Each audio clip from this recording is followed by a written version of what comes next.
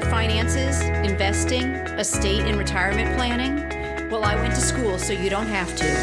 Welcome to Finances and with Kathy and Jennifer. Welcome to Finances and HSA and FSA. I'm Jennifer and I'm here with Kathy, and today we're going to go over the details of an HSA and FSA, who qualifies, and why you might want one. So anything exciting this week?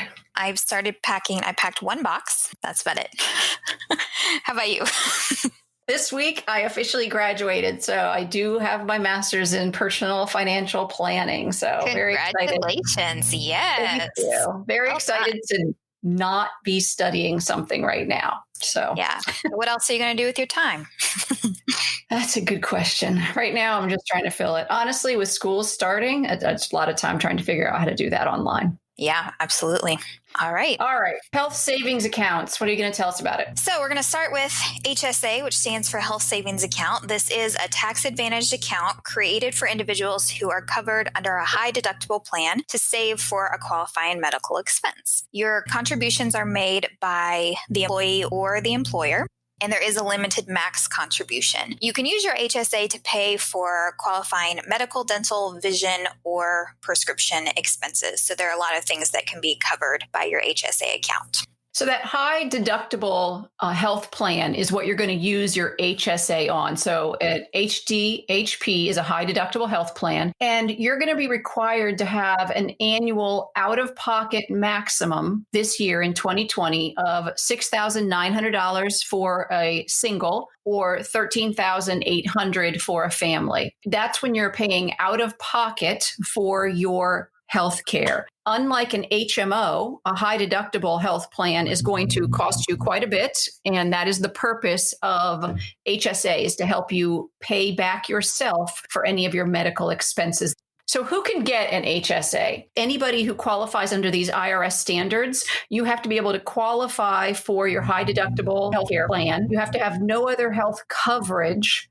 You are not enrolled in Medicare, and that's going to have to do with being 65 or not. And then you're not a dependent on someone else's return. The exception to the part about being a dependent is that each spouse could have their own HSA. And of course, if you're married filing jointly, you're not actually a dependent, but in that case, you could still file for your own HSA. This is the account with the most advantages because the funds are contributed pre-tax, lowering your taxable income, which means that you will have a lower tax liability. The interest earned on this money is also tax-free, and the funds can be invested in things like stocks and securities, so you can have that interest grow. And the money is also not taxed on withdrawals for qualified medical expenses. And your contributions are also 100% deductible. So there are a lot of advantages with this account. There are some penalties, however. If you exceed the $6,900 single or $13,800 family contribution limit, then you will be taxed at 6% on average, and that amount will not be tax-free. So there are some penalties. The withdrawals are done for any reason other than a qualified expense. They are going to be subject to both income tax and a 20% tax penalty. It's your money, you can spend it, but you're going to end up paying that income tax, which you had an income tax benefit on, and then a 20% tax penalty as well. Okay, so who is a good candidate for an HSA? Healthy people and those with limited medical expenses who would benefit from paying lower premiums, as well as wealthy people who benefit from tax advantages and can afford the higher deductibles.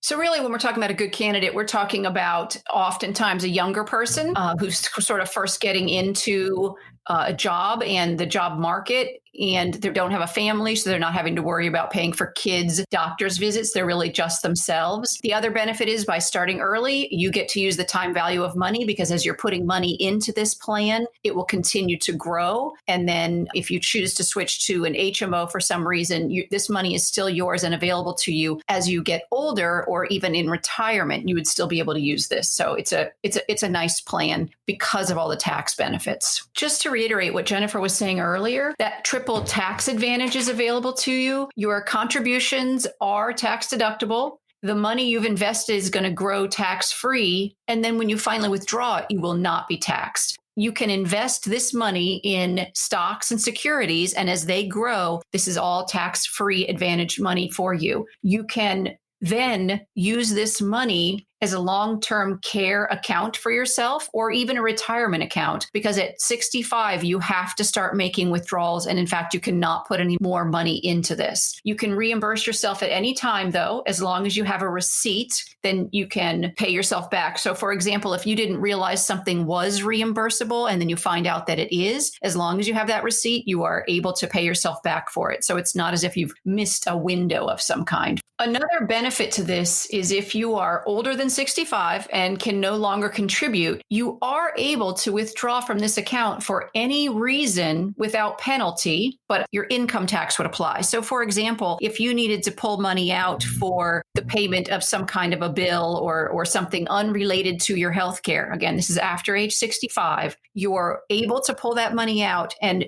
there's no real penalty to this. You're going to pay, though, the income tax on it, which you never paid on it initially. So you're just going to be paying it at that time. There's a lot of great reasons to have an account like this. What about you? Do you have an HMO or an HSA, Jennifer? So my husband has an HSA that I believe he started at one of his earlier jobs, just starting out. And he still has that HSA account. He has a debit card to use with it, so that you talked about submitting receipts for reimbursement. He can actually or I can use it as well as his spouse. So we can just pay with that, pay a doctor bill or something with that debit card instead of having to submit receipts. And that's a beauty of that for the plans that allow you that. You don't actually have to get receipts to reimburse. But let's say, for example, if you had something done and you didn't have that card with you, all you would need is your receipt at that point to get reimbursed for it. So they're sort of covering themselves by saying, we're going to accept this charge, and we can see that that would be appropriate for your plan. That makes sense. It's an easy way to do it. Yeah. And, we talked about that 20% tax penalty because you can withdraw this money at any time. I could withdraw money today with the anticipating a $200 dentist bill next month or something. But I have to make sure that I then submitted the receipt if I was going to do it that way, because like you were saying, if you withdraw it for any other reason, then you will have that tax penalty. Yeah. And again, under 65, there's a penalty involved, but over 65, there is no penalty. So the difference between an HSA and an FSA is? An FSA is a flexible spending account. There are some similarities, but there are some big differences with this account. So the funds put into this account are, again, pre-tax funds like an HSA, but they must be used within that tax year with no rollover. Some companies may allow you 2 additional months past that year. And sometimes the employer also allows up to a $500 rollover, but this is not required. So check with your HR, because typically with an FSA, if you don't use it, you lose it. I know that I've always been worried about taking out an FSA because I never felt like I would use all of the money and I didn't want to lose it. Right. But typically when I think about it later, I probably could have used it based on some of the expenses that eventually came up. I know that when I would meet with the representative, they would tell me, he would even give me a certain amount and say, oh, well, we say if you're going to use this amount, then you should take out the flexible spending account. And I say, oh, no, I won't use that much. And I probably did.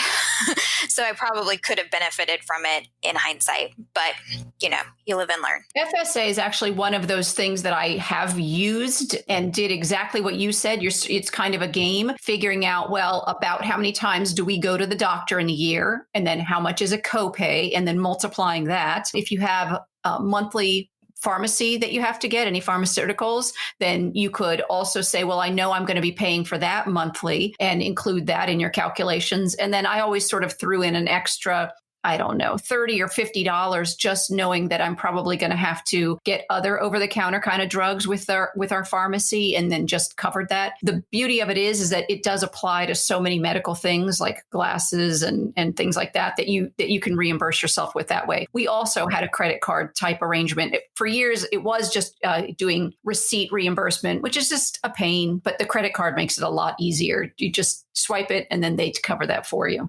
And so like Kathy said, this can be used for a lot of different qualifying expenses, medical, dental, vision, lots of different things can be covered this. Another thing, though, is that the CARES Act just announced that they would be allowing you to use over-the-counter drugs. So if you're buying Tylenol and anything else that you would buy over-the-counter, that would also be covered as well. And that wasn't the case. And the nice thing is that that's going to make it permanent, as if any tax information is permanent. But currently, that's the plan, is for it to be permanent. And I even found, like, doing a little bit more research with that it can cover, it will even cover things like feminine hygiene products, and even things like breast pumps can be covered with this. So things that you might not initially think about, it's a good idea to do some research to see if it is covered and you could benefit from using it for things like that. That makes sense.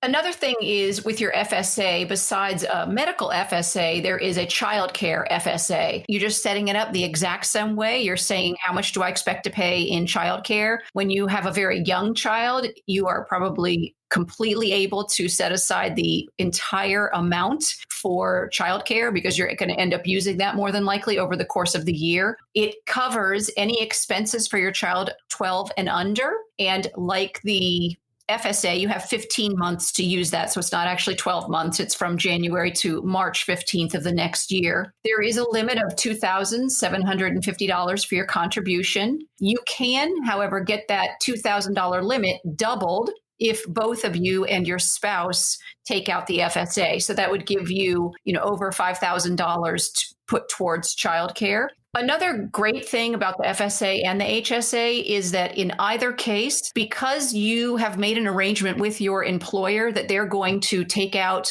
1/12 or whatever, however often you get paid monthly of your salary. So for example, if you said, I want to take out $1,200, then they're going to take out $100 every single month until that $1,200 is funded. However, you can, in January, even though that they're taking out your very first $100, you can go ahead and have that $600 dental job, even though you don't have money in your FSA plan yet. They will allow you to do that because they know they're going to get that money out of your paycheck. So you don't have to wait until the fund has $600 in it. You can go ahead and have whatever it is you need done immediately. And then as you're putting the $100 in, they're going to keep that $100 until you get up to the $600. So it's a nice benefit. I know I had to have some kind of procedure done and I didn't want to have to wait until midway through the year for it. And I found out that was not a requirement, that we could go ahead and just do that. And then I would be able to be reimbursed. So again, as you're making the plans and deciding if you're going to get an FSA,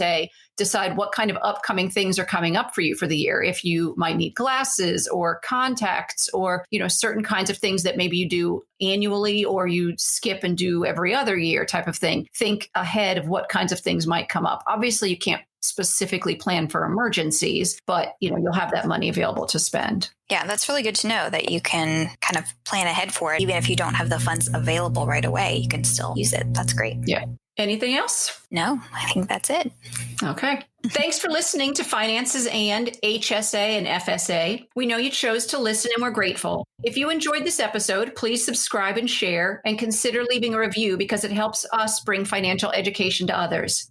Let us know what questions you might have on our Facebook page or at financesand.net. And now you can find infographics on all of these topics that we're covering. Thank you to Jennifer. And they're on our website. Finances and does not provide tax or legal advice, and nothing in this podcast can be construed as such. Always consult a tax, accounting, or legal professional for advice on your specific situation. Remember, I went to school, so you don't have to.